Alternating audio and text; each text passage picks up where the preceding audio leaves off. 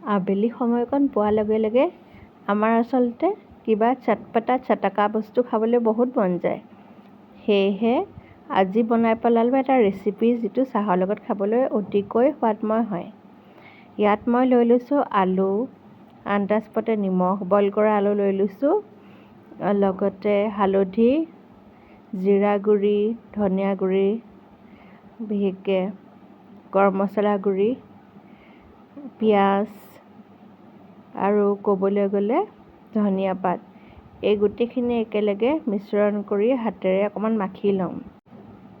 আপোনালোকে মেছাৰো ইউজ কৰিব পাৰে। এতিয়া গোটেইখিনি মছলা দিয়াৰ পাছত একেলগে মিশ্ৰণ কৰি পেলাই সুন্দৰ এটা গোন্ধ ওলাবলৈ কাৰণে হাতেৰে আচলতে পিটিকি লোৱা হয়। আৰু ৰেডি কৰাৰ পাছত এয়া অলপ সময় থৈ দিলোঁ আৰু এতিয়া বেচনৰ বেটাৰ এটা বনাই ল'ম।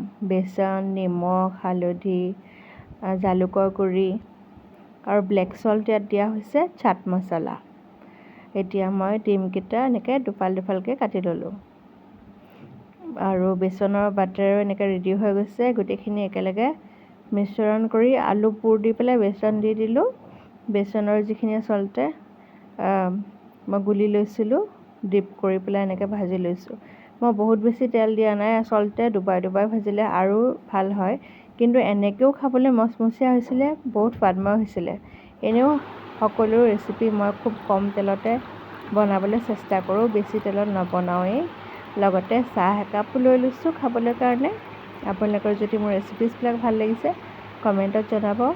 আৰু আবেলি সময় বুলি ক'বলৈ গ'লে আপোনালোকে কি কিনো খায় আৰু কি কি ঘৰত প্ৰস্তুত কৰে সেইটো মোক জনাবলৈ নাপাহৰিব। আকৌ নেক্সট ভিডিঅ'ত লগ পাই আছোঁ।